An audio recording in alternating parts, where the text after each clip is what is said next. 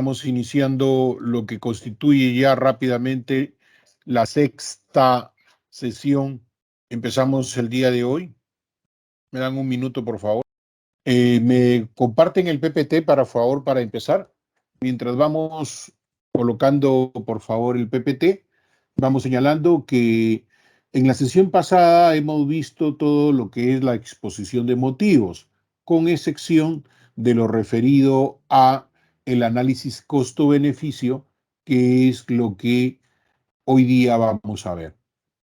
Les dije que toda la sesión de hoy se va a tratar solo y exclusivamente la exposición referida a costo-beneficio, pero exposición de motivos, pero en el tema específico de costo-beneficio.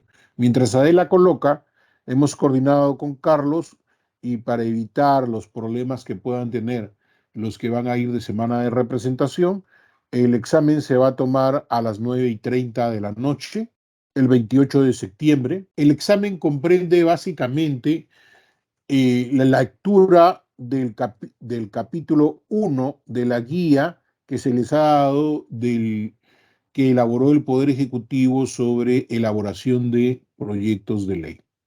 Asimismo, los PPTs, porque la última sesión que tendremos con ustedes, que será la sesión del día 30 de septiembre, será ya para que sustenten ustedes sus proyectos que van a presentar básicamente. Y ya nos organizaremos rápidamente en la próxima semana, dado a que hay 10 grupos activos o 11 grupos activos, para poder dividir las 3 horas académicas en el tiempo acordado para que puedan exponer rápidamente. Ya se les explicará en la próxima semana. Y de esa manera iremos terminando el curso. Pues bien, veo que Adela no lo puede compartir, parece. Voy a tratar de compartirlo yo. ¿Están apreciando? ¿Se observa? ¿Pueden decirme si se observa, por favor? Sí, doctor, se ve muy bien. Ya, muy bien. ¿Qué se ve? Esperemos. Me avisan, por favor, si se sale en algún momento, ya, porque el tema es que a veces se sale cuando lo presento. Muy bien, hoy día estamos en la sesión número 6, como habíamos quedado, y la sesión 6 habla de ponderación del análisis costo-beneficio. La ponderación del análisis costo-beneficio implica 3 cosas que en diversos países de Latinoamérica se ha señalado. El criterio de un análisis costo-beneficio ACB, el costo de oportunidad y tipos de beneficios y costos. Nosotros hemos acogido básicamente lo último, tipo de beneficios y costos, y vamos a tratar de desarrollar los 3 esquemas, pero básicamente nosotros hacemos costo-beneficio y tipo de beneficios y costos, más no costo de oportunidad. No es lo que se estila en el Perú, ni el Manual de Técnica Legislativa, pero sí lo desarrolla el Manual de Aplicación del ACB y el ACE, que les muestro ahí, que es un manual que se les ha dado también como la bibliografía para los que quieran estudiar más y profundizar. Está ahí el libro colgado para que ustedes lo puedan revisar. Este trabajo se hizo hace varios años ya con colaboración de varios organismos. Muy bien. Y el trabajo de hoy día será la ponderación del análisis costo-beneficios de uno de los proyectos de ley entregado por el docente. Tenemos los 3 proyectos que estamos entregando y de ellos eligen uno, como siempre, para hacer el análisis costo-beneficio. La gran pregunta es, ¿qué es la relación beneficio-costo? ¿Qué es el beneficio-costo? Y este es un tema que preocupa porque en el país y en general en todo Latinoamérica se nos enseña muy poco de economía y por eso es que tal vez tenemos una apreciación errónea de que somos un país rico, pero rico en recursos, y la riqueza sin ser extraída, sin ser trabajada, sin ser procesada, no es riqueza. Es como por decir, un chico inteligente que no explota su potencial no es un chico inteligente, simplemente es un chico más del grupo. El tema es ¿Cuál es el beneficio? ¿Cuál es el costo? El tema económico en general en Latinoamérica es poco enseñado. ¿Cuántos de ustedes, por ejemplo, yo les pediría que me digan así honestamente, cuántos de ustedes tienen en un Excel organizado sus gastos mensuales, organizados directamente la proporción de todos sus gastos? Así honestamente, a ver, ¿quién me dice? ¿Quién sí tiene organizados sus gastos? Creo que el silencio nos lo dice todo, ¿no? No organizamos nuestros gastos. E igualmente creemos que lo que nos pagan puede alcanzarnos para todo y ahora con la bendita tarjeta choteamos todo para los procesos y así vamos choteando y vamos choteando. Pues bien, la idea es que en todo proyecto de ley siempre va a haber un costo y un beneficio, pero tenemos que analizar que el beneficio sea mayor que el costo. La siguiente lámina es una manera de cómo somos en Latinoamérica muy apasionados y poco cerebrales. Dice, la lámina es muy expresiva, ¿no? Pero ¿qué hiciste? ¿Pero hiciste un balance de costo-beneficio? ¿Contemplaste posibles riesgos? ¿Estudiaste pros y contras? No, me enamoré nomás. Y es una enseñanza de vida, ¿no? Nunca tomamos decisiones racionales, siempre tomamos decisiones impulsivas. Es casi lo típico del latinoamericano, ¿no? Se dice que al latinoamericano siempre hay que retarlo para que haga las cosas. Si uno le dice a un latinoamericano, oye, sube esa pared, te queda mirando y dice, ¿para qué? No, estoy cansado. Pero si le dices al latinoamericano, te apuesto a que no subes esa pared, y el latinoamericano sin preguntar por qué, la razón ni nada, ¡bum!, se sube. Entonces, es más un tema de apasionamiento, de impulsos que prima nuestra vida diaria y así va primando nuestras decisiones en general. Entonces no tomamos decisiones realmente eh, con un equilibrio emocional. Lo mismo sucede con los proyectos de ley. Entonces, ahora sí, con ese preámbulo, veamos el criterio de análisis costo-beneficio. El principio de análisis costo-beneficio propone un criterio básico para la relación en condiciones de escasez de recursos. Entonces, ahí lo que tenemos que ver es cuál es ese principio básico que propone para la elección en condiciones de escasez de recursos. Primera vez, ¿cuál es el criterio? Y segundo, ¿en realidad tenemos escasez de recursos? Sí. Los que están en comisiones de presupuesto pueden ver que el presupuesto de este año tiene un endeudamiento mayor a los de otros años. ¿Qué quiere decir? Que el Perú está gastando más que lo que recauda. El tema de recursos es muy simple. Yo no puedo, se busca el punto de equilibrio siempre. Yo no puedo gastar más de lo que gano. Si yo gano 100, debo gastar, lo ideal sería 70 y tener 30 de ahorro. Pero como eso no se cumple, por lo menos 100 y 100. Pero como siempre hay un endeudamiento, igual en el Perú, en el presupuesto peruano, voy a recaudar 100 y tengo un gasto de 130. Ese 30, que es el tope máximo de endeudamiento que deberíamos, ¿cómo lo financiamos? A través de deuda, a través de venta de bonos, financiamos ese 30%. Es casi lo que sucede con las tarjetas de crédito. Siempre paramos choteando nuestras deudas con las tarjetas de crédito. Entonces, realizar una acción, si los beneficios adicionales superan a los costos adicionales, es lo que tenemos que hacer.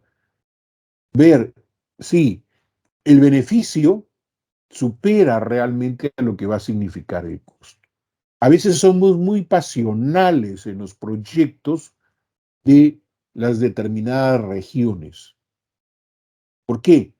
Porque a pesar de que sabemos que presupuestalmente no es viable el proyecto, lo seguimos impulsando porque es parte del chauvinismo regional, del orgullo regional, para que lo entiendan algunos. Y les pongo un caso muy simple, ¿no? Yo soy lambayecano, soy chiclayano, y recordaba el día de ayer en un almuerzo, justamente, allá por el año 2000, estaba dictando el curso en el doctorado de políticas públicas y retamos al gerente de la autoridad portuaria de Lambayeque a que el puerto de Eten nunca iba a ser viable. Y le sustentamos por qué. Claro, por supuesto, todos los chicos se me fueron encima. Por favor, usted es chilambayecano, ¿cómo no puede apoyarla? Que Lambayeque tenga el puerto de Eten, sea un gran puerto. Le dice, es un tema muy simple, es un tema donde los costos son más que los beneficios. Y si tú vas a descargar mercadería y el costo de desembarco en un puerto va a ser más caro que en los otros puertos que hay en el Perú, ningún empresario va a querer invertir, porque el empresario ve también costo-beneficio. Y el Estado debe ver costo-beneficio, porque no es cuestión de hacer la obra cuando después vas a terminar perdiendo y perdiendo y perdiendo y perdiendo plata. Casi, casi como lo que tenemos con la refinería de Talara, ¿no? Entonces, es un tema de analizar si los beneficios superan a los costos adicionales. Lo otro, la diferencia entre el beneficio y el costo de oportunidad. Entre el beneficio y el costo adicional, que es lo que denomina el beneficio neto o el excedente económico. La decisión estará dirigida a generar el mayor beneficio neto o excedente económico, es decir, las mayores ganancias individuales o sociales con el menor uso de recursos. O sea, a eso es una decisión racional y eficiente. Si yo tengo un puerto, que el puerto me va a costar más dinero, ¿por qué? Porque tengo que hacer más zócalo continental, dragar. Tengo si no voy a dragar, tengo que hacer un puente muy largo y va a demorar tiempo y va a costar más el desembarco de la carga, la pregunta es, por más que genere trabajo y mano de obra para la zona, ¿justifica la cantidad de dinero que voy a invertir constantemente? Entonces ahí viene con beneficio neto, excedente económico. En algunos casos, por ejemplo, muchos dicen, oiga, señores, el Estado ha gastado mucho dinero en obras de irrigación y es un gasto que no justifica. Hay que balancear, hay que analizar cuánto empleo generará, porque hay también gastos, costos y beneficios directos e indirectos. Cuánta mano de obra va a generar, cuánto trabajo va a generar, cuánto va a revertir en exportaciones, que van a ser finalmente impuestos que ingresen como divisas al país. Entonces, hay que analizar no solamente lo directo, sino también lo indirecto. Pero fundamentalmente es una decisión racional y eficiente. Pero ahí viene lo otro. No siempre una decisión eficiente que requiere un menor uso de recursos económicos puede ser lo más deseable desde el punto de vista social. Ahí viene el problema. Cuando el tema social impera sobre el tema económico y el tema de los chauvinismos. ¿A cuántas localidades, a cuántos lugares de sierra o de los Andes o ciudades andinas, como le queramos llamar, se les ha ofrecido hacer aeropuerto? La pregunta, ¿es viable? ¿Es una decisión eficiente o el recurso económico es muy alto? Entonces, no, ya tenemos aprecio. Entonces, el tema es que desde el punto de vista social van a seguir insistiendo por el tema, pero no es la decisión más eficiente. Entonces, ¿qué es lo que se pasa muchas veces? Que sacamos leyes y proyectos de ley para atender a la necesidad social, entre comillas, pero no es la decisión más eficiente. Y siempre es un tema que hay que contrastar, buscar siempre la decisión eficiente, económicamente rentable. Algunos dirán, hay decisiones que no son rentables, pero que socialmente son derechos que se deben atender. Sí, son derechos que se deben atender. Pero busquemos que la atención a esos derechos sea el menor costo, sea financiable en el tiempo. Por ejemplo, socialmente es muy bien visto de que saquemos nuestra plata de la AFP, pero en el tiempo la pregunta es, ¿qué va a pasar con esa gente cuando llegue a los 65 y 70 años? No va a tener una pensión. Y como no va a tener una pensión, ¿qué va a originar? Una presión sobre el Estado. ¿Y el Estado qué va a hacer finalmente? Terminar de darles pensiones muy pequeñas porque no tienen los recursos suficientes para darles. Y la pregunta es, si ellos tuvieron el ahorro, si hubo una previsión, ¿por qué el Estado ahora tiene que financiarles una pensión? Eso podría ser con personas que no han tenido aportes pensionarios. Eso puede ser con personas que están en estado de extrema pobreza y siempre lo han estado y no han tenido empleos rentables. Pero las personas que han tenido empleos rentables y ellos se han gastado su dinero, ¿por qué el Estado tiene que después asumir esa carga? Entonces, ahí es un tema que hoy están celebrando, pero posteriormente va a haber un gran problema social. Mi cámara solita se prende cada rato. El siguiente, la sociedad también busca la equidad, que los beneficios o la prosperidad que genera se distribuye en forma equitativa. Y aquí esto es importante. ¿Es lo mismo equidad que igualdad? ¿Alguien me puede decir si es lo mismo igualdad que equidad? La equidad es lo que le corresponde a cada uno. ¿Y la igualdad? Bueno, igualdad vendría a ser Doctor, yo quisiera opinar. Sí, estoy escuchando opiniones. Que termine la colega para que ustedes participen. Usted participe. ¿Qué era la igualdad? Igualdad vendría a ser lo mismo, lo igual. La equidad Ya. es lo que le corresponde a cada uno. Ya. A ver, el colega, adelante. Había un caballero que iba a participar. Doctor, yo quisiera hablar sobre lo que estaba hablando sobre el régimen pensionario. Sí, te escucho. Si bien es cierto, hay personas que no van a tener una pensión de jubilación, pero... Bueno, se le cortó.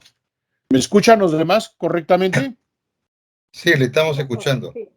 Ya. Voy a presentarles una lámina que es... En situación, lo que usted decía, la equidad es darle a uno lo que le corresponde, pero necesita. No por darle a cada uno lo que le corresponde, vamos a tener una igualdad entre todos. Ah, exacto. Exacto. Miren, la lámina... Dando nuestros impuestos se explica por sí mismo. Al Estado.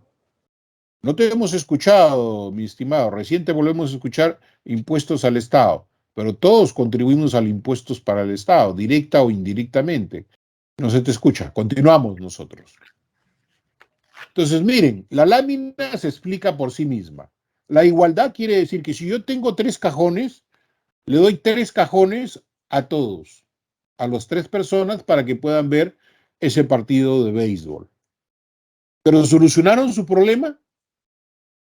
No solucionaron su problema. Y la equidad es dar lo que necesita la persona. Entonces, uno necesita 2 cajones para solucionar su problema, que es poder ver el partido de béisbol. Otro necesita solo un cajón y el otro no necesita. Entonces, eso es equidad. Lo que en el mundo ahora se habla más, se respeta los derechos de igualdad. Todos tenemos que tener derechos de igualdad, pero a la hora de distribución se debe hablar siempre de equidad. ¿Para qué? Porque siempre habrá grupos menos favorecidos que necesitan más apoyo que otros grupos. Entonces, la equidad permite eso, darle a ese grupo que necesita más justamente la mayor cantidad de recursos. Y a los grupos que no necesitan, ¿por qué le tengo que dar recursos? Eso va emparejado con lo que expresábamos. Si hay un grupo que tuvo ellos sus propios recursos pensionarios y ellos los lapidaron, ¿por qué tenemos que darle cuando hay gente que necesita tener recursos porque nunca estuvo en un sistema formal? Y al no estar en un sistema formal necesita mayor apoyo. Los campesinos internos de la selva, ellos nunca pagaron un seguro, ellos nunca pagaron un sistema pensionario, necesitan un apoyo directo. Pero aquel que sí lo hizo. Pero esa es una discusión social ya, mi estimado profesor, toda vez de que cada uno, ¿cómo le puedo decir? No podemos buscar equidad cuando no hay igualdad de esfuerzo. También ese es el otro tema, igualdad de esfuerzo, ese es otro tema. Pero también va aparejado a responsabilidades. Entonces, y este tema de responsabilidades es un tema de cultura. Los que han tenido la oportunidad, les voy a poder dar un ejemplo, ¿no? Que parece simple, pero que es lo que señalaba el participante. Ustedes en Europa, en los países nórdicos que siempre nos hablan, hay un carril en los trenes para los que no tienen recursos. ¿Ustedes creen que los peruanos pasarían su tarjeta o usarían el carril para los que no tienen recursos? O sea, que los peruanos se pasan por el carril que no pagan a los que no tienen recursos. Exacto. Porque esa es idiosincrasia. Eso es cultura, eso es formación, eso es hogar. Estos temas de igualdad y equidad hay que tratar de manejarlos muy, pero muy rápido y no vender el tema de que hay que repartir entre todos igualmente, porque no es así. Volvamos entonces. Entonces, estábamos en el tema de la igualdad y la equidad. El principio costo-beneficio permite elegir entre la opción que utiliza la menor cantidad de recursos para el logro de un objetivo de política redistributiva, social o ambiental. El principio costo-beneficio permite, repito, elegir una opción que utiliza la menor cantidad de recursos para lograr un objetivo. No la mayor cantidad de recursos, sino la menor cantidad de recursos. Y aquí es una crítica, por ejemplo. ¿Por qué la lucha contra la anemia infantil tuvo mayores resultados con menos recursos y ahora que tiene más recursos no tiene los mismos resultados?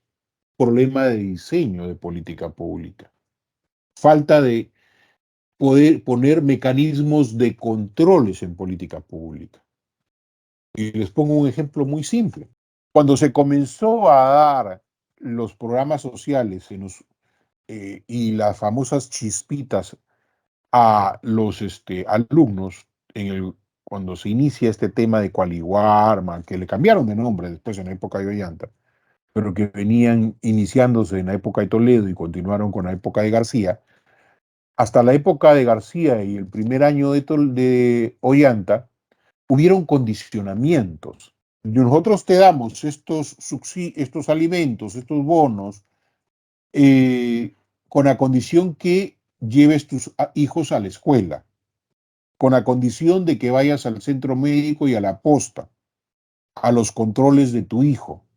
Decían que eso era ofensivo contra la gente y lo retiraron en la época de Humala. Consecuencia, los resultados no son los esperados. No hay ni siquiera controles de talla y peso de los niños a los cuales supuestamente se ha beneficiado. Y tampoco hay controles sobre los niños si deberían ir a la escuela o no. Al no haber controles, la política pública ha disminuido. ¿Cuál era la solución que le han dado? Darle más recursos. Ahora tenemos mayores recursos, menos resultados.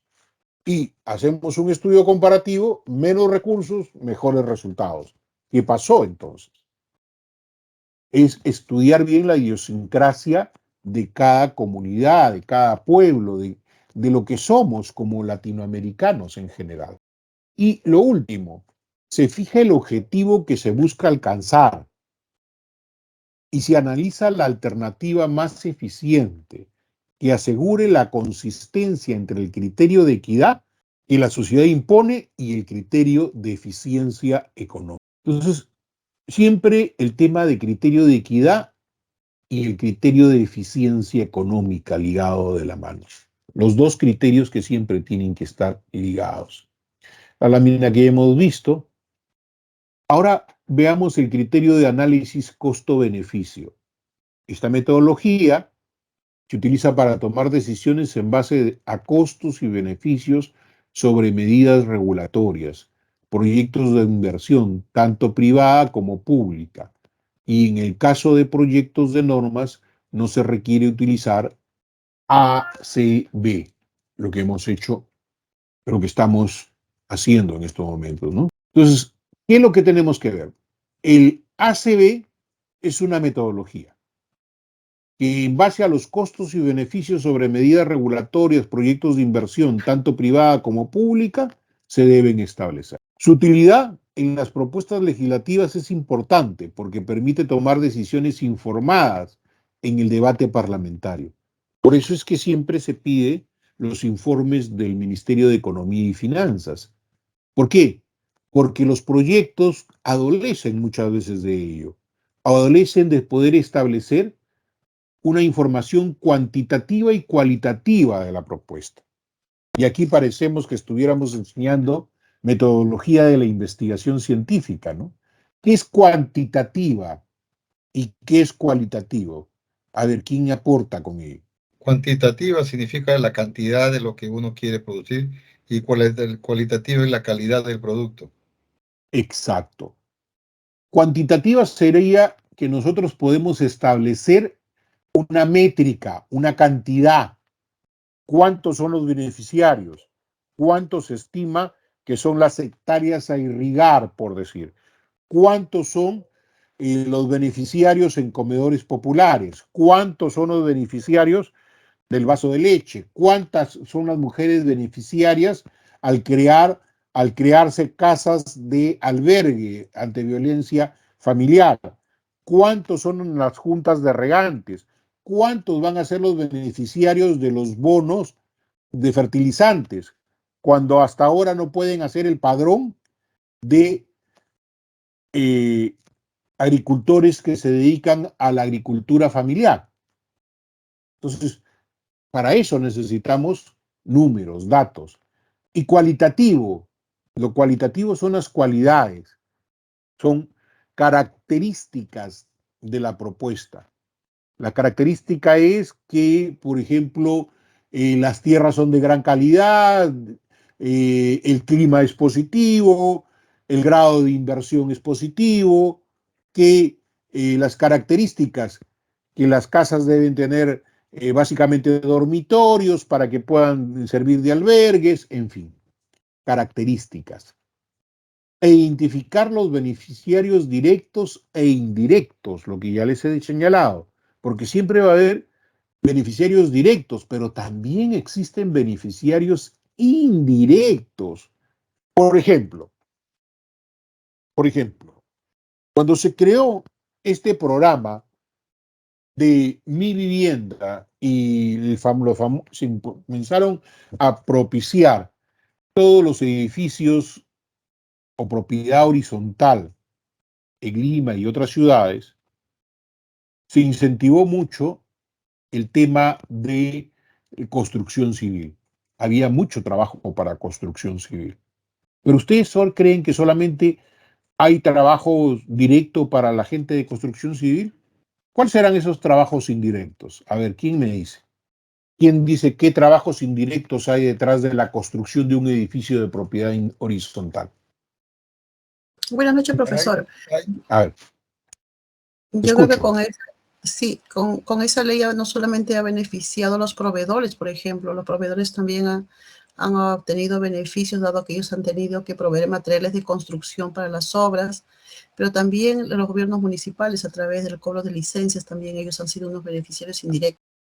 Y yo voy al detalle pequeño, miren. Al detalle. detalle pequeño sería esas pequeños, esas personas que van y proporcionan alimentación a esos obreros. Exacto, exacto. Ajá.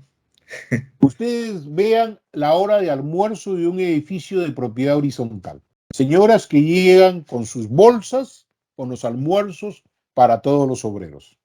Un indirecto simple, sencillo, pero esa señora está cocinando en su casa y está comprando más verduras, está comprando más pollo, está comprando los elementos para lo que no es construcción, ¿ah? Los otros proveedores de ripio, cemento, es propio de beneficios directos. Pero esa señora que vende los menús es indirecto. E incluso el bodeguero de la esquina es un beneficiario indirecto. Porque no faltó por ahí alguien que quiera comprar una gaseosita y van y compran hacen una chanchita los obreros y van y compran su super cola grande. Pero también hay perjuicios. ¿Y a quiénes perjudicará, por ejemplo? A los colindantes, a el transporte de la calle, porque siempre que hay un edificio se hace lento el acceso a esa calle, pero es importante identificar el costo directo e indirecto.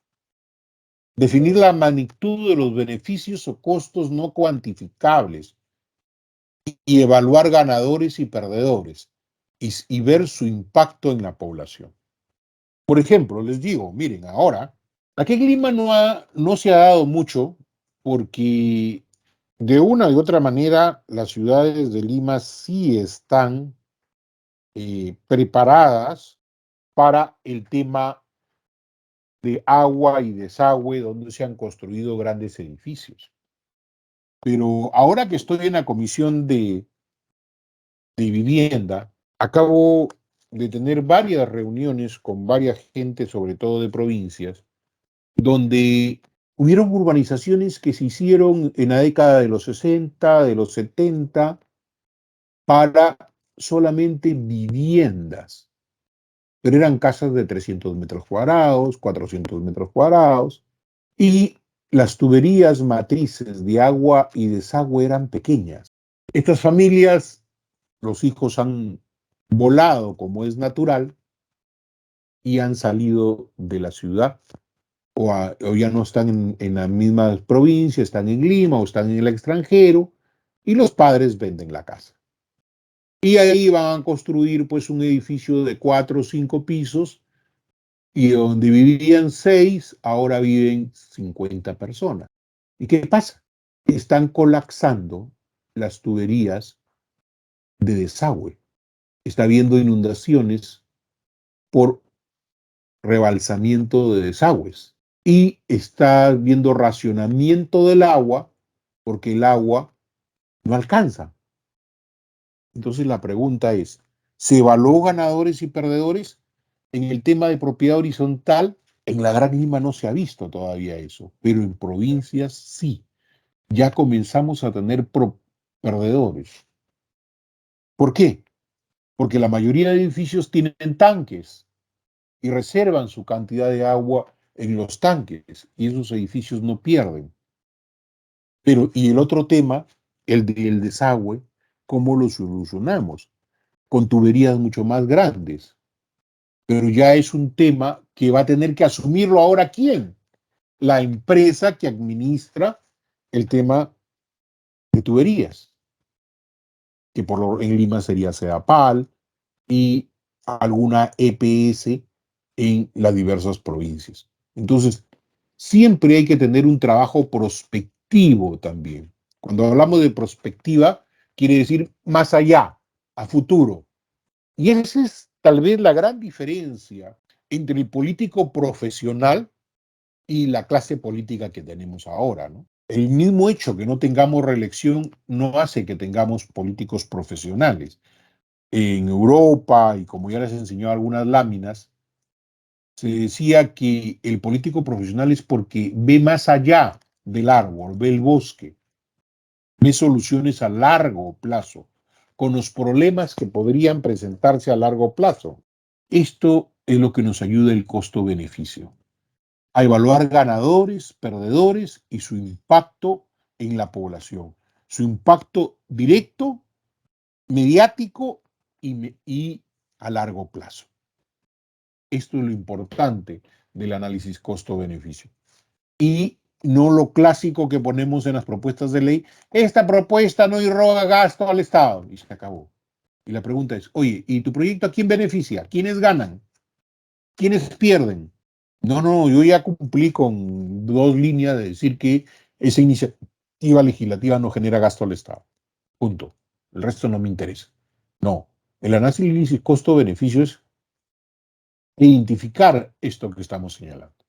Ahora, para este análisis de costo-beneficio legislativo, lo primero que tenemos que preguntarnos es ¿cuál es el contexto en que se desarrolla la iniciativa legislativa? La segunda pregunta es ¿cuál es el objetivo de nuestra proposición legislativa? Y la tercera gran pregunta es ¿en qué aspectos concretos se producirá un cambio en el ordenamiento legal actual?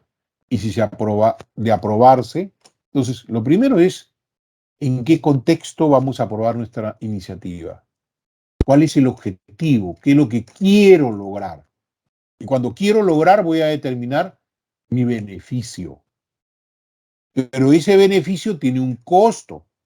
El costo tiene que ser menor al beneficio. Lo cuarto que tenemos que ver es cuáles son las entidades, grupos y sujetos que estarían involucrados como consecuencia de la aprobación de la disposición o de la norma. Esto es muy importante, identificar a los actores, quiénes ganan, quiénes pierden, cuáles son los grupos que van a intervenir, porque siempre va a haber grupos de presión, grupos de interés.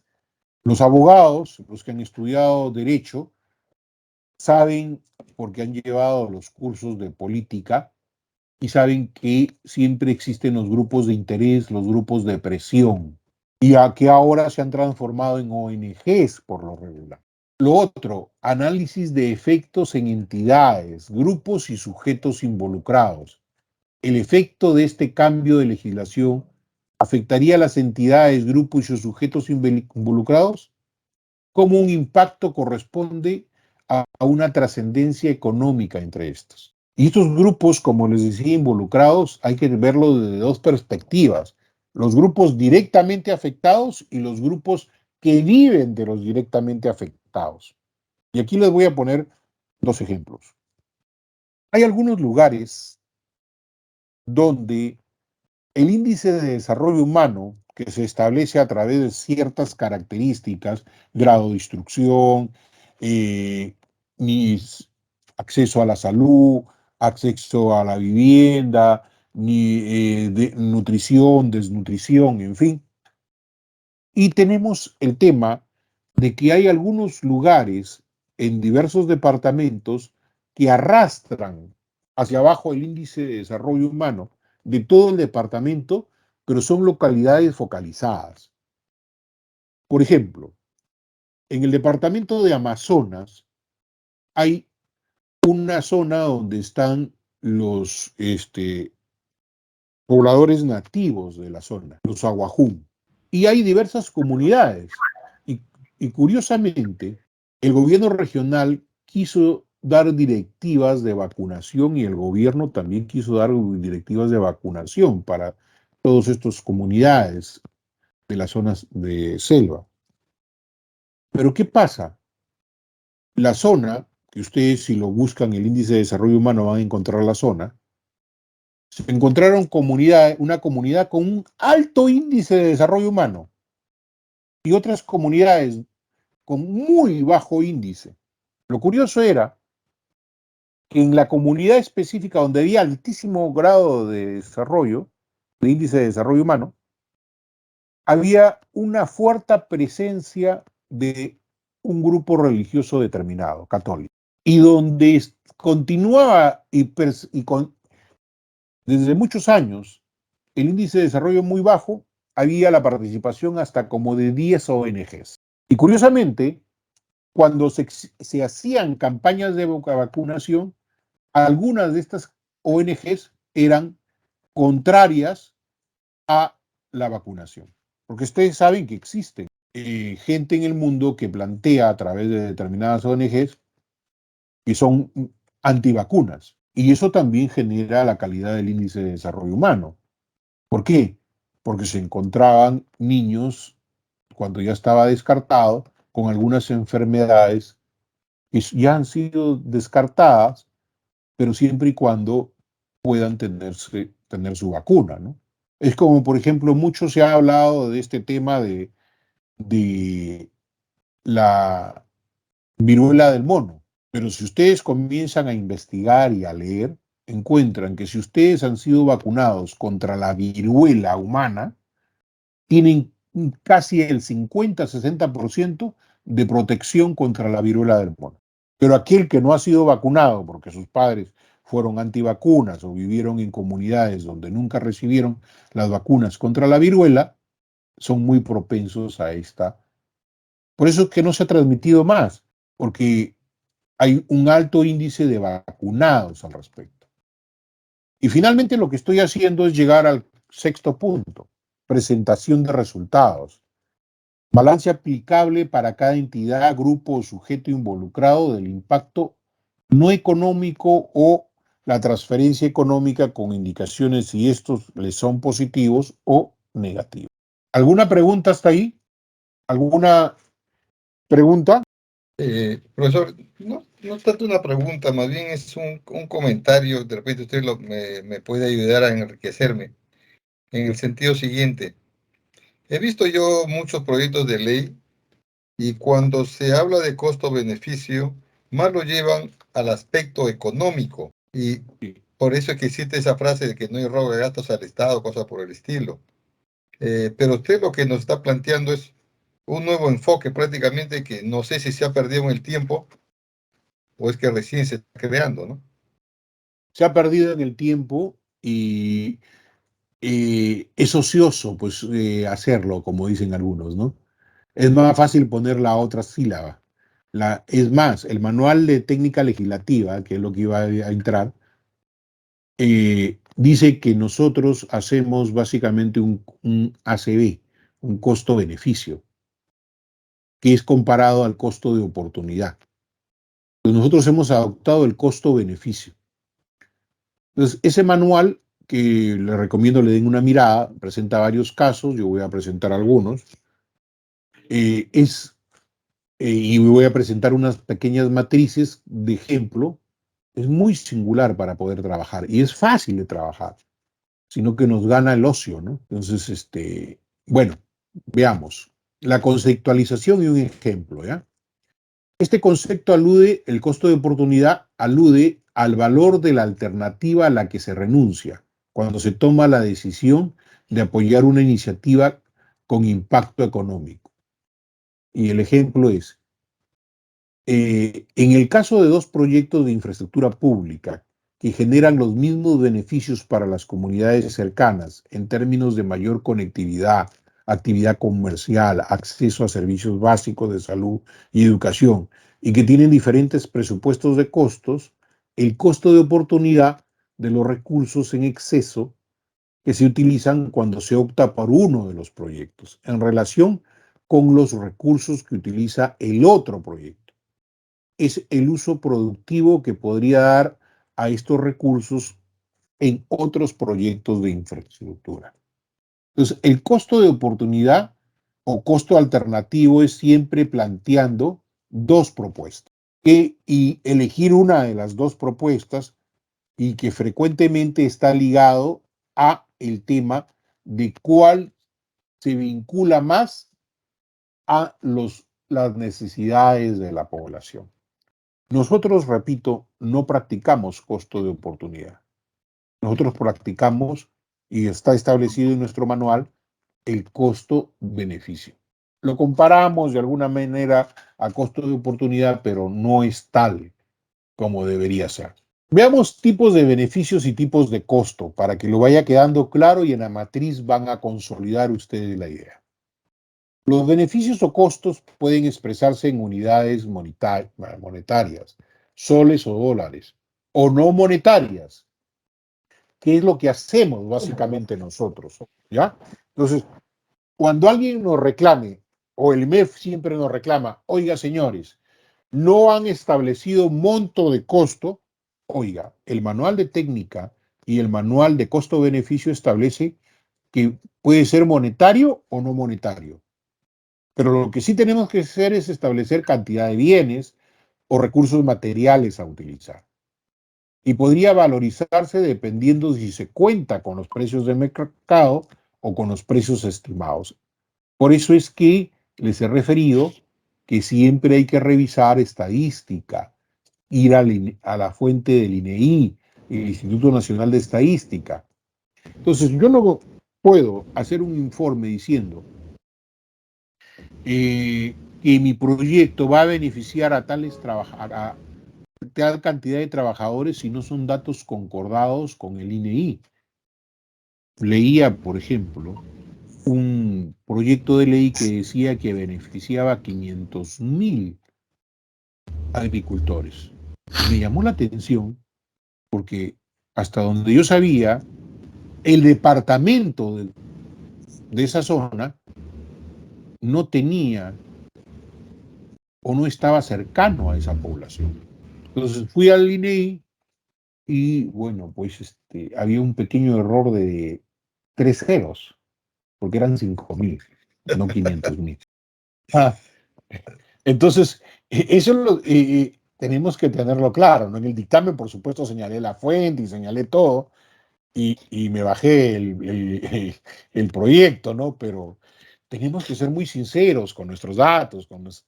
A veces pretendemos, si mientras más cantidad le pongamos, vamos a poder sustentarnos. Y la posibilidad de contar con valoraciones monetarias facilita la comparación de alternativas bajo consideración, ¿no? Si tenemos varias valoraciones monetarias. Hay un tema, por ejemplo, y hasta ahora sigue en debate, ¿no? De políticas públicas. El Congreso también participó en ello y sigue participando, ¿no? El famoso proyecto Chinecas en Ancash. ¿Alguien lo conoce? ¿Hay alguien de Ancash acá? Sí lo conocemos, doctor.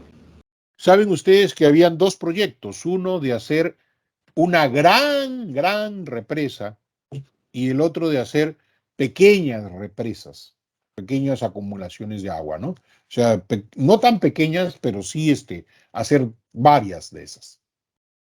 Y ahí viene el otro, ese es un tema.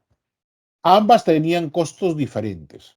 El MEF decía y apoyaba con proinversión que se debía ir por la gran represa y por administración de el gobierno nacional.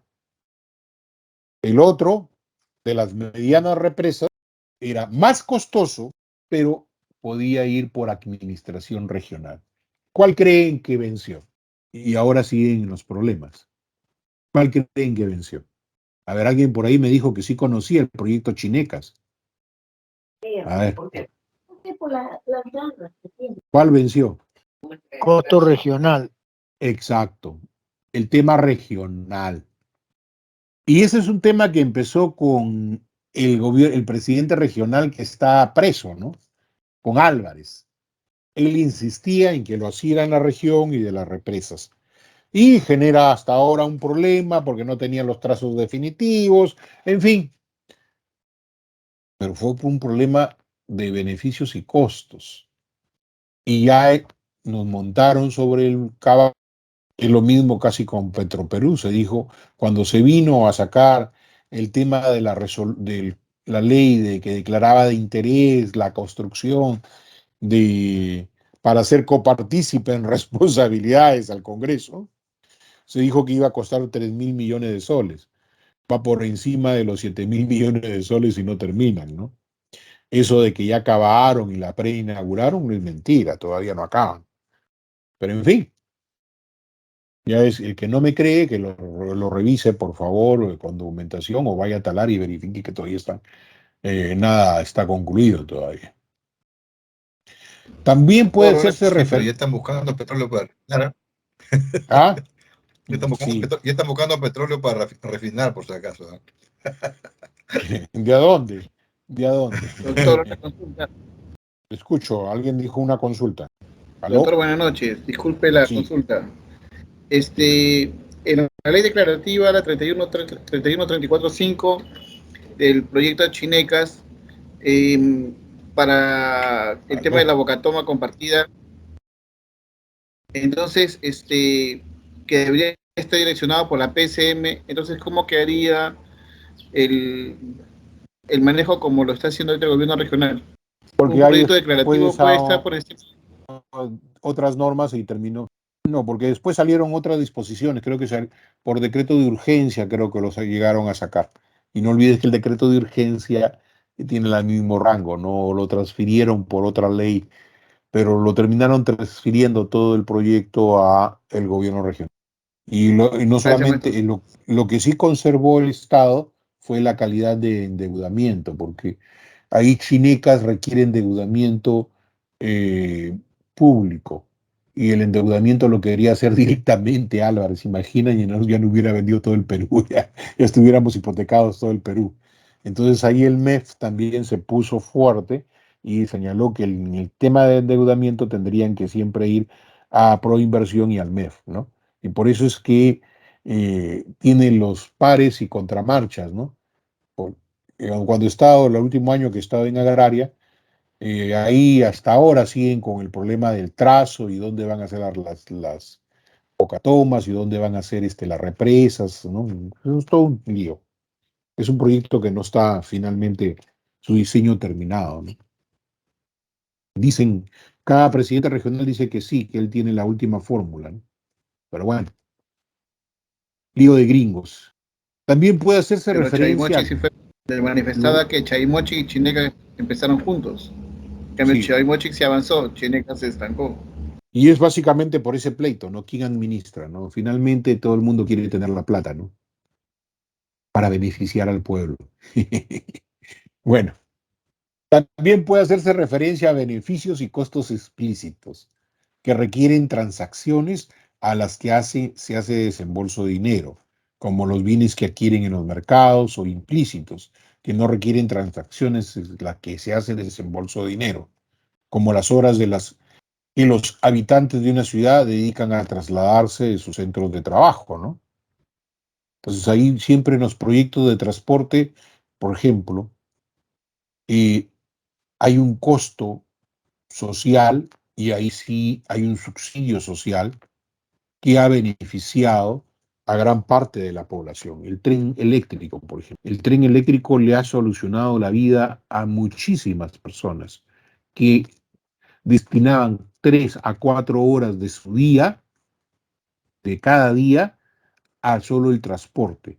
Y se lo ha disminuido a 1 hora u hora y media. Ese es todo un tema también de calidad de vida en los proyectos de ley que se ven.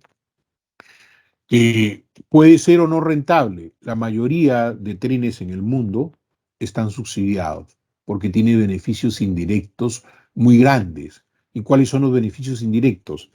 La gente le mejora la calidad de vida, la gente tiene más horas para su familia, la gente llega más puntual a su centro de trabajo, la gente tiene mejor rendimiento en su trabajo. Imagínense ustedes que tuvieran que movilizarse 4 horas diarias para llegar a su trabajo. ¿Van a rendir lo mismo que como ahora utilizamos 1 hora? Definitivamente que no. Son personas que ya llegan con un bacac encima de trajín a sus centros laborales. Entonces, hay beneficios también que ver desde esa perspectiva. Entonces, este tiempo que ganan pueden dedicarse a actividades productivas, generadoras de ingresos o actividades que mejoren el bienestar de las familias. Se dice que una de las consecuencias de todos los problemas sociales que estamos teniendo actualmente es la desintegración familiar. ¿Por qué? Porque eso de que trabajamos 8 horas es mentira.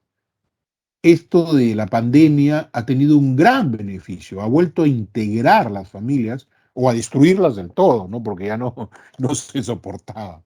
Pero en fin, pero el tema es que sale a las 6 de la mañana y trabaja sus 8 horas, pero necesita 2 horas más o 3 horas para regresar, casi no tiene contacto con sus hijos, no tiene esa capacidad de transmitirle experiencias, valores y principios a sus hijos.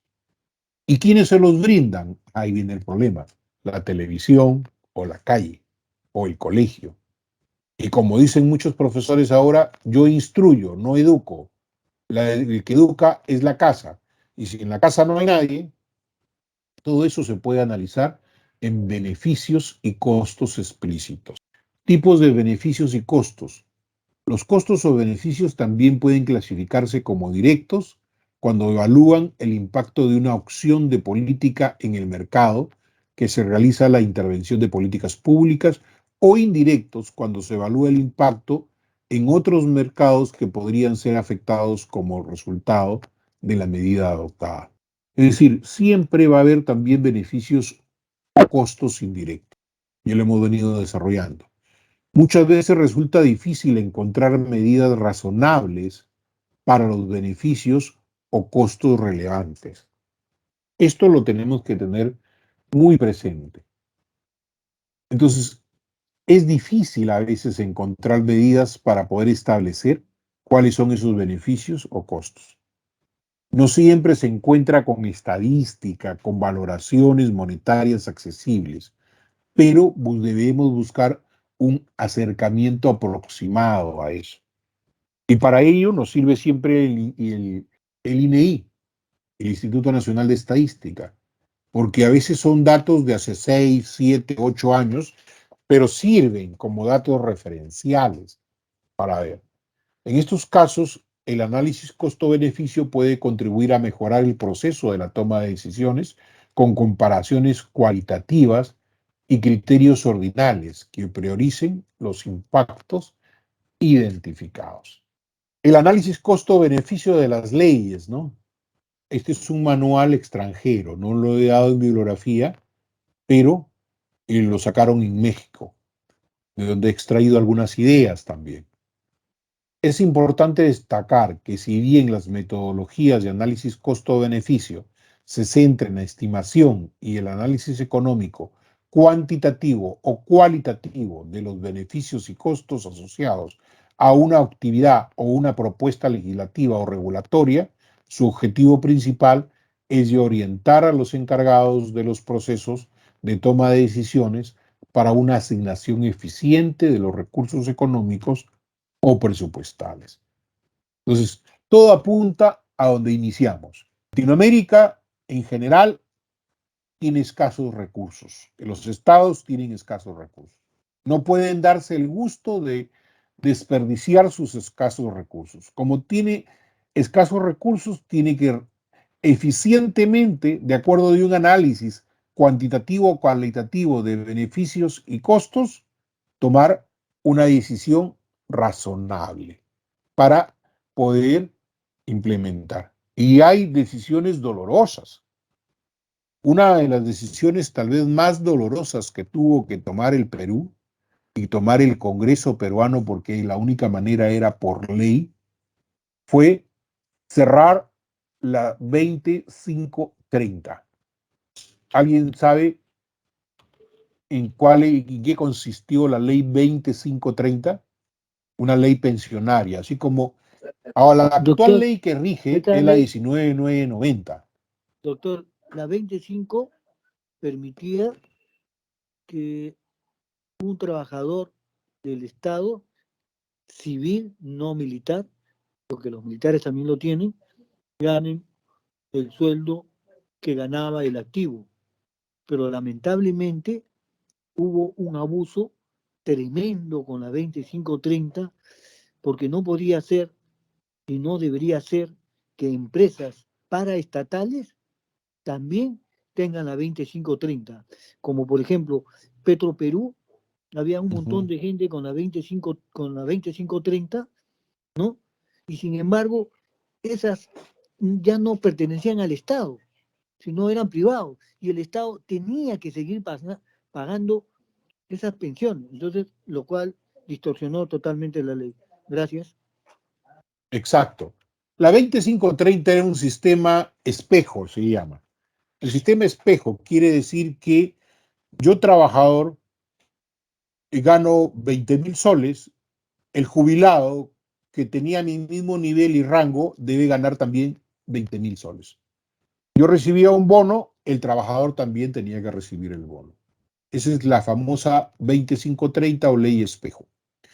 Estaba básicamente para el sector estatal, que estaba en la 276, pero sin embargo, posteriormente fueron ingresando también por leyes, y ahí el populismo, y no un análisis costo-beneficio adecuado, gente a la 2530. Es como ahora que todo el mundo quiere entrar a la 728, así, en esa etapa todo el mundo quería entrar a la 2530.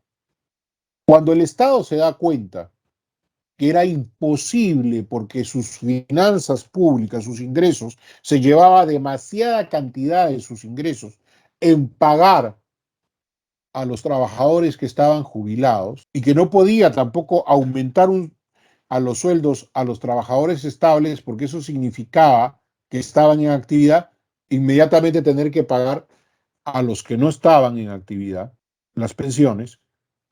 Entonces originó que se cierre surge la 19.990. Sin embargo, bajo algunas triquiñuelas legales, muchos buscaban ingresar a la 2530. Entonces, lo que aparentemente fue un cierre no fue tal. Siempre buscaban el mecanismo de ingreso. Entonces, el Congreso tuvo que asumir, junto con el Ejecutivo de la época de Toledo, la responsabilidad de cerrar para siempre la ley espejo. Es decir, congelar a partir de ese entonces, ya no habría ley espejo. Los trabajadores se quedaban con la pensión que tenían y podría ser indexada de acuerdo a la caja fiscal por el Estado. Pero no habría ya efectos. Esta ley fue llevada en cuestionamiento incluso hasta el Tribunal Constitucional. El Tribunal Constitucional habló ahí también por primera vez de análisis costo-beneficio y decía que, si bien es cierto, los que perdían eran los trabajadores cesantes de la 2530, el beneficio era para todo el Estado peruano y para los futuros trabajadores. Y como consecuencia de todos estos temas es que surgen también las AFPs como una alternativa pensionaria, finalmente, ¿no?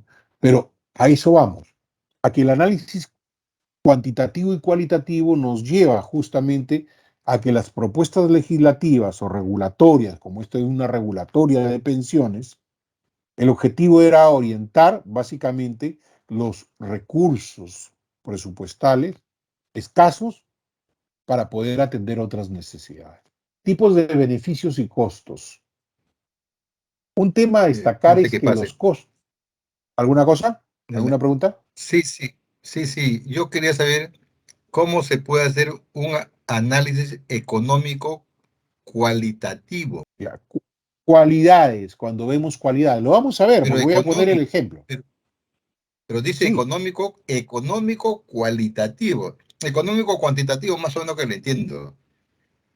Ya. Económico también, ahorita lo vamos a ver. Ahorita lo vamos a ver, no te preocupes. Los costos relevantes son los costos adicionales en relación a una situación actual, que no existe al margen de la decisión sobre los costos no recuperables generados por decisiones adoptadas en el pasado. Ese es el tema de tipos de beneficio, ¿no?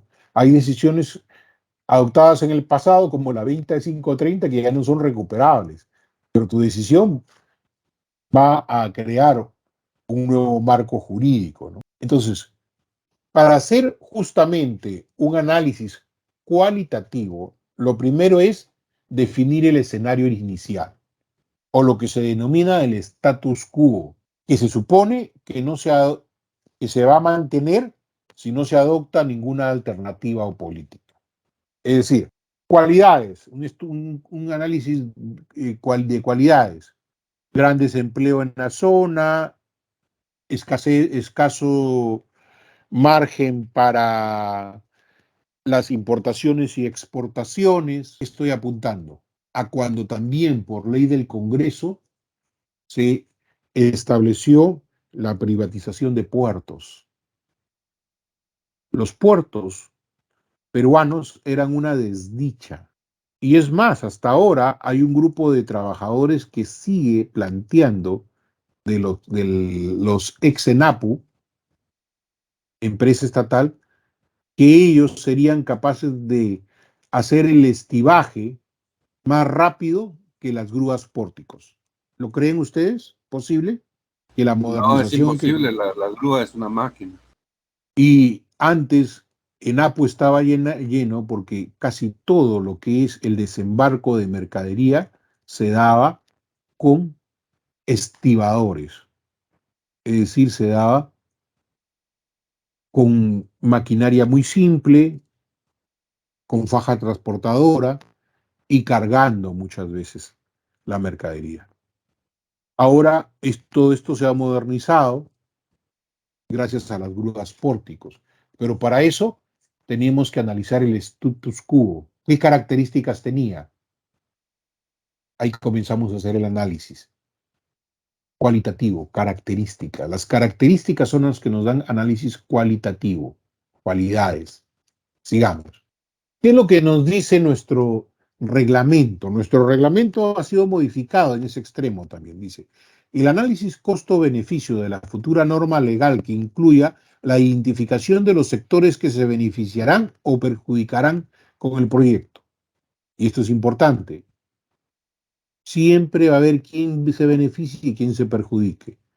Con la privatización de los puertos, por ejemplo, y las leyes que se dieron al respecto, ¿quién se benefició?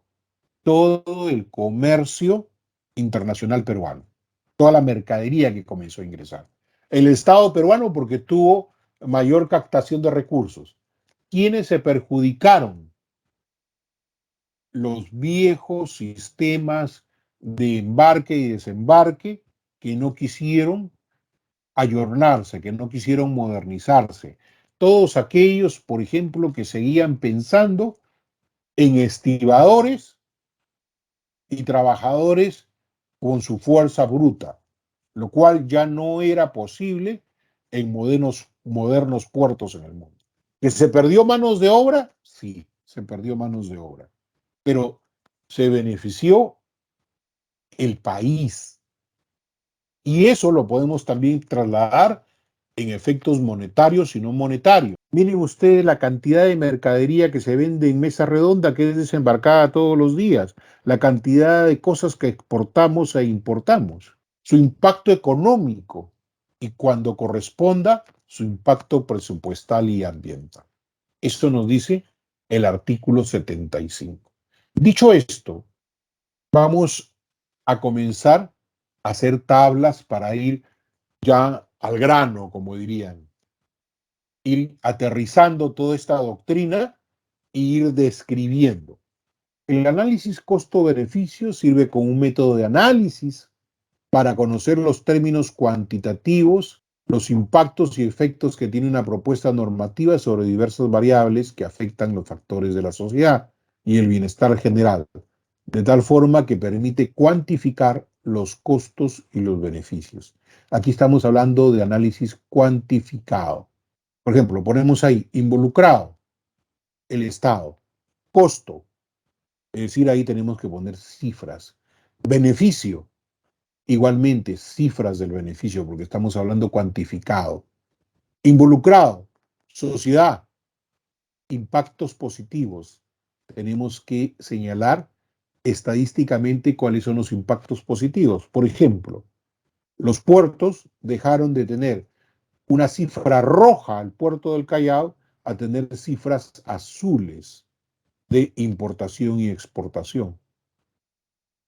Impactos, el beneficio, impactos negativos también si pudieran haber, ¿no? Económico, costo, beneficio.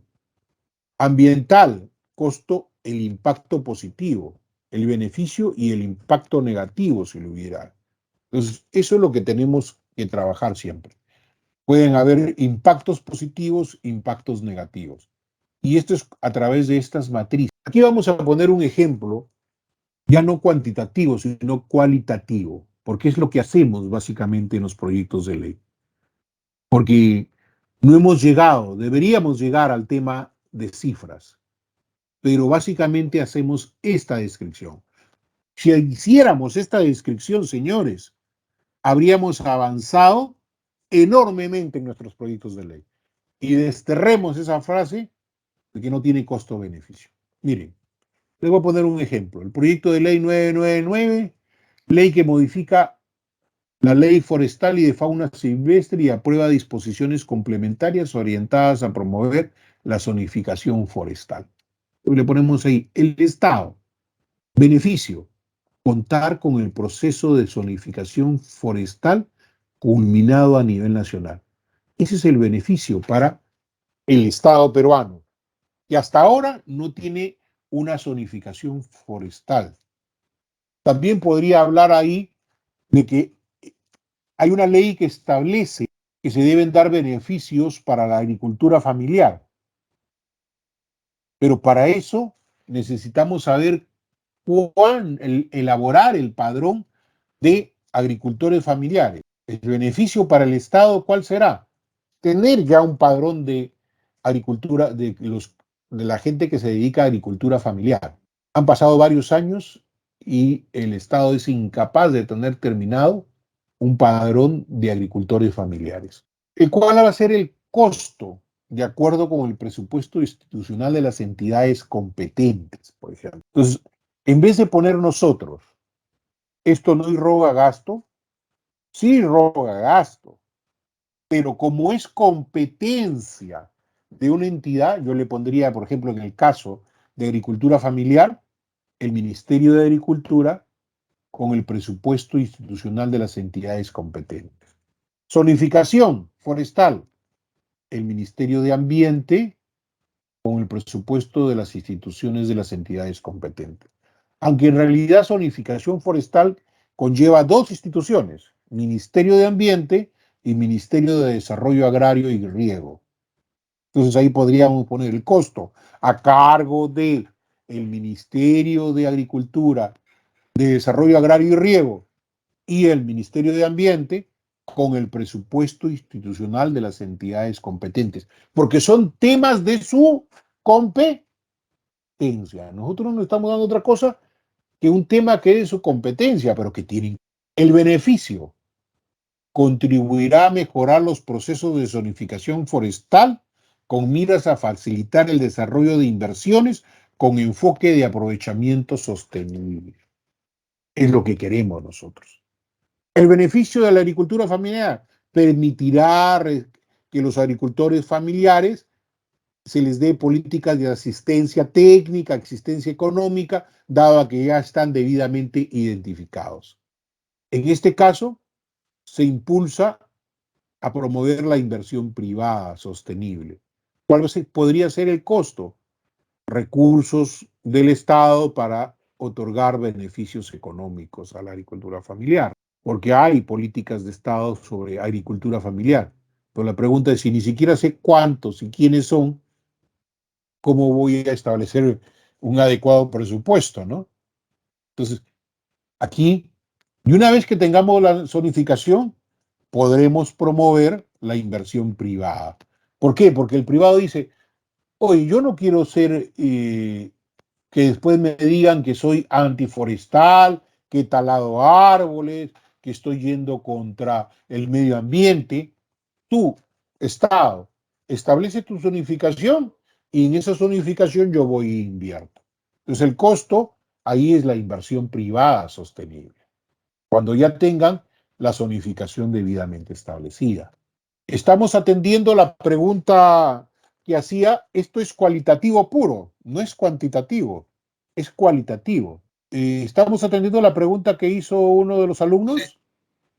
Sí, yo, Eduardo García. Yo le pregunté eso. Eduardo. Creo que lo estás Sí. entendiendo, Eduardo, ¿no? Sí, sí, porque ya en realidad sino que yo me confundía con el análisis de la palabra económico cualitativo, ¿no? Pero en realidad es una visión económica desde el punto de vista de calidad de lo que se va a hacer, pero no es una cuestión monetaria, ¿no? Exacto. Sí, más de evaluación. más de evaluación de características, de logros, de objetivos. Esto es lo que podemos hacer. El Estado, lo económico, y aquí falta lo social. ¿Dónde está la otra lámina de lo social? Por alguna razón no está la lámina de lo social. Pero había otro cuadro que está lo social. Y en el Estado y ahí en los sociales, ¿quiénes ganan? En los sociales, ¿quiénes ganan, quiénes pierden? En lo social, ¿quién gana? El Estado, porque tendrá ya políticas claras de mitigación de zonas forestales. El costo, ¿quién lo asume?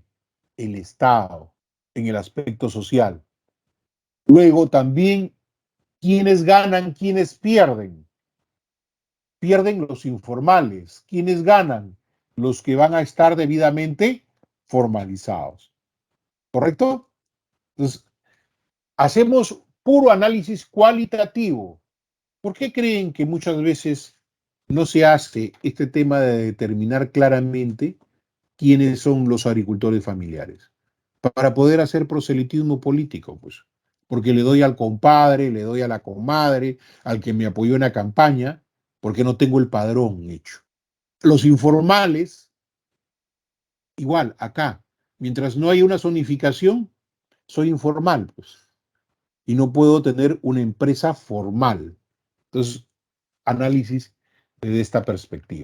Se recomienda realizar el análisis del impacto social, económico, institucional, político y ambiental de la norma en el dictamen cuando corresponda, que es lo que hemos señalado. Esto lo dice el Manual de Técnica Legislativa.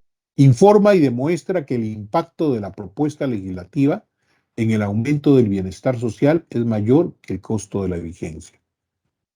¿Cuál es mayor?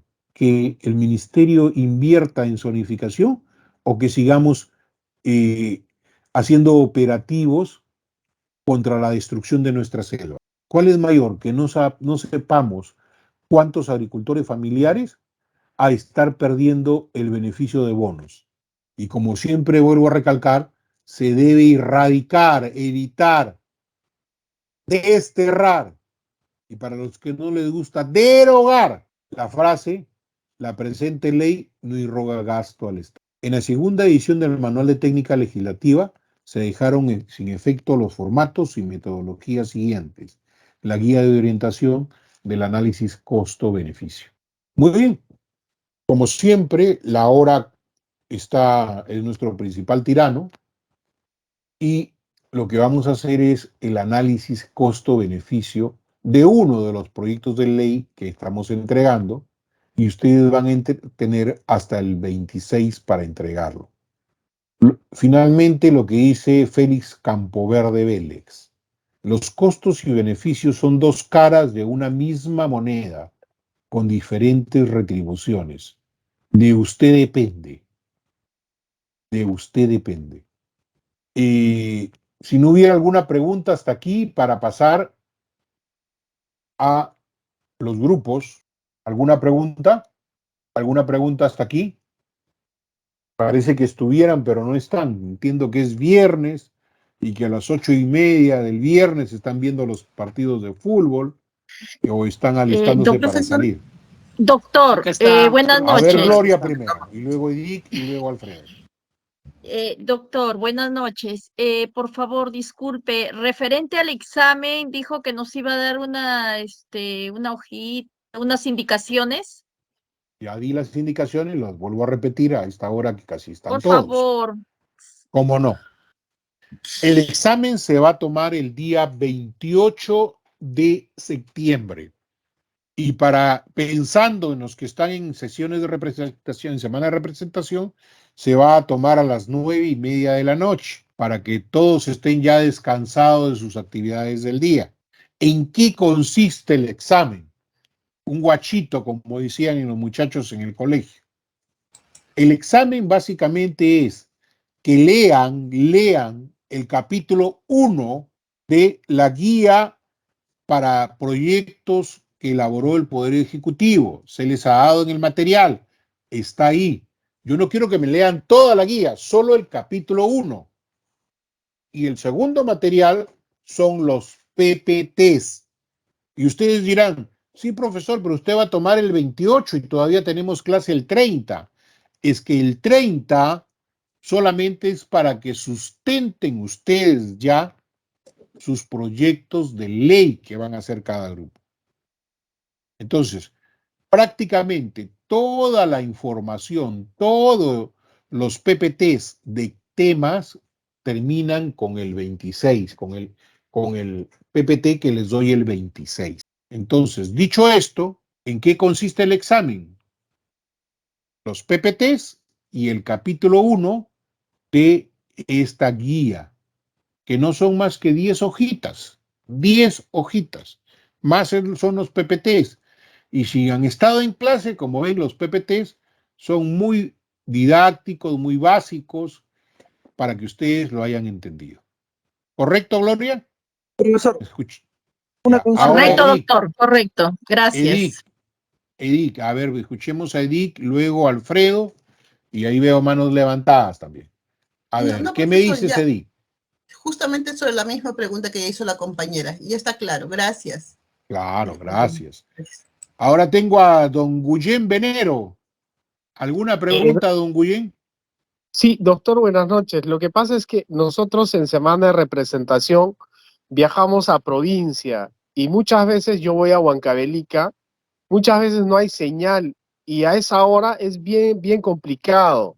No sé si se podría ver la posibilidad de trasladar a la siguiente semana, o sea, ya cuando estemos trabajando en el Congreso directamente. Lamentablemente no es factible porque yo tengo que entregar las notas y todo dentro de los 2 días siguientes de terminado el curso. Eso es la regla que tenemos. Lo que podrías hacer es más bien comunícate hoy día mismo con el departamento con el centro de capacitación para ver alguna alternativa que te puedan brindar ellos, ¿no? De repente le pones tú la hora más precisa en la que sí hay internet y a esa hora te dan, ¿no? Te abren la plataforma. Ya, doctor, pero bueno, sería interesante que sea un tratamiento igualitario para todos, ¿no? Es bien difícil que uno No, solo igualitario pueda... no, más bien quiero ser equitativo, por eso te estoy diciendo que te den un tratamiento especial, ese es equitativo, no igualitario, porque igualitario sería cambiar por ti a todos los demás y eso no correspondería. Está bien, voy a tratar entonces de hacer lo que dice. Gracias. John, pregunta, Profesor, John. buenas noches y buenas noches con Dime. todos. Es por la misma situación del compañero que me antecedió en la palabra. El tema es que, mire, ve, nosotros normalmente en semana de representación viajamos a provincia y básicamente yo soy de Cajamarca, vamos a Cajamarca y el tema es que no necesariamente vamos a distritos capitales, nosotros vamos a centros poblados y en regiones los centros poblados normalmente son rurales, la gran mayoría. Y pasamos por allí, a veces nos quedamos allí y no llegamos a tener internet porque las reuniones a veces tenemos hasta muy tarde. Entonces, igual, yo creo que siguiendo lo que usted manifestaba, de alguna forma ser igualitarios, si es que hay alguna posibilidad de Equidad, igual de reprogramar para equidad. la siguiente semana, creo que creo que todos estaríamos de acuerdo, ¿no? Salvo que haya alguna oposición al respecto, ¿no? Sería cuestión de programar también con los encargados de llevar a cabo la organización del taller. Yo te sugiero que le escribas y llames a los responsables del curso y ellos te den una posibilidad. La posibilidad puede ser que ¿cuándo salen de viaje ustedes? Lunes, La doctor. mayoría sale desde el sábado o domingo, unos, por la lejanía, doctor. Ya a veces es imposible. Ya coordínenlo. Hay algunas alternativas que le pueden dar ellos. De repente les programan a los que son menos el curso, porque yo tengo que promediar y hacer el informe. Weiner, ¿cuál es tu pregunta? Sí, ¿O es lo Alfredo. mismo? No, sí, estaba en el sentido justamente sobre la evaluación. ¿Qué tiempo va a durar? Dice 9:30. Son 10 preguntas. Ah, ya. Es objetivo. Son 10 preguntitas nomás. Creo que le van a dar 45 minutos, que es exagerado el tiempo, ¿no? Ah, perfecto. Ok. Gracias. Son 10 preguntitas puntuales nada más. El Cada una capítulo 1 como de la guía y los PowerPoint. Sí, y en el mismo esquema de lo que han dado los que dieron sus preguntas de entrada, en el mismo esquema. Para marcar, claro. Ok. Richard, pregunta. Doctor, el tema iba por lo mismo. Y bueno, ya entendemos, ¿no? Pero hubiera sido ideal que también los organizadores tomen en cuenta que en esta semana de Mira, si les representación, digo el lunes a las 10 de la mañana, me van a decir que el lunes recién están llegando. Así que... la mayoría baja. Sí, sí, tenemos que entender, ¿no? Ni modo, hay que adaptarnos nada más, pero lo ideal hubiera sido que se tome en cuenta la semana de representación para que todos los demás compañeros puedan estar presentes a la hora de su evaluación. Por eso, anótense y vemos qué alternativa. Por eso queremos saber cuántos son. Porque si son 65 y el problema lo tienen 7, ya veremos qué podemos hacer con los 7. Todos nos vamos de semana de representación. Pero no todos van de viaje. Pero todos nos trabajan en despacho. Los compañeros sí, de que en realidad en la semana de representación viajamos hasta los que están en Lima viajan a provincias. Porque ya las hasta donde tengo entendido, solamente le dan presupuesto para viajar a una persona, máximo 2 personas, creo. Y qué casualidad que son la mayoría de ustedes. Pero yo lo que sugeriría en realidad que las clases de la próxima semana deberían pasarse a la primera semana de octubre. Eso sería, digamos, para mí, digamos, lo equitativo. Lo que pasa es de que ya hay un programa establecido, ¿no? Por eso queremos saber, a ver cuántos son. Porque yo hasta el momento voy contando 6. Por ejemplo, yo también viajo a provincia. Hasta el momento van 6. Contigo serían 7 de 65. Ya veremos qué hacemos con ustedes para ser equitativos y no igualitarios. Porque 7 no van a arrastrar a 65. Es para darle un poco más de tiempo al profesor para que pueda calificar bien. No, porque eso lo califica el sistema rapidito. No, ustedes terminan su examen y les dan su nota. Sí, sí. Profesor, buenas noches. Sigamos. A ver, una dama escuché por ahí. Profe, buenas noches. Por el mismo tema, profesor, es verdad que quizás en los despachos nos dan los viáticos para 2 personas, pero cabe la casualidad que esas 2 personas estamos estudiando, estamos llevando el curso. Yo también trabajo con una congresista que es de provincia y creo que todos estamos en la misma situación. Y por el dejo eres del norte. ¿Cómo? Por el dejo eres del norte. Sí, soy de Cajamarca. Pero vive en Chiclayo, por si acaso. Sí, porque tienes dejo de Chiclayana o de Piurana. Bueno, puede ser porque estoy casi a la frontera del Ecuador. Sí, por ahí. Entonces, ese es el problema y esa es mi inquietud, profesor, porque... Claro, miren, escríbanle, por favor, escríbanle al coordinador para saber cuántos son y dar una alternativa de solución. Yo no puedo saber mientras yo no tenga el número de cuántos son realmente los que van a tener ese problema. Ok, profesor, entonces creo que se va a tomar esa consideración. Por eso lo estoy diciendo, la solución es, escriban todos aquellos que tienen el problema de semana de representación para dar el examen y nosotros vemos cuántos son y establecemos el tema. Es más, yo podría de repente que todos den tranquilamente el 27, los 28, los que no tienen problema, y el lunes podrían, pero no va a ser el mismo examen, va a ser otro examen, pero depende, tendríamos que ver cuántos son. Bueno, profesor, entonces esa era todo mi inquietud que quería expresarlo, ¿no? Gracias. ¿Quién más? Bien, el día martes que nos vamos a encontrar, espero tenerles a los que tienen su justa preocupación una solución. Tengan la seguridad que el martes vamos a tener una solución salomónica y que beneficie a todos por igual. ¿Correcto? Para aplicar el costo-beneficio. Me imagino, mi estimada Delia, que ya has ido pasando a la gente a los grupos. Sí, doctor, ya está. Abro la Ya sala. está. Ahora sí, pásame una salita que ya tengas conformada, pues, para conversar con ellos. Sí, ok. Ya no hay ninguna otra pregunta, ¿no? Ya John, Richard, Juan Carlos, es lo mismo, ¿no? Todo claro, doctor. Todo Ya, claro. gracias. Ya pásame una salita, por favor, para ir viendo. Sí, doctor, está pasando. El internet que está lento. Ya ves, ya le diste la razón a mis amigos que si en Lima está lento, ¿cómo estará en provincias? ¿Ya ves? Ya, recién abrió las salas. Voy a asignarlo, ¿ya? Ya. Y no te olvides que 9:15 me regresas para decirles buenas noches. Ya, doctor, muchas gracias. Buenas noches, estamos acá todos nuevamente en la sala principal. Ya muchos están haciendo sus trabajos o ya se han retirado.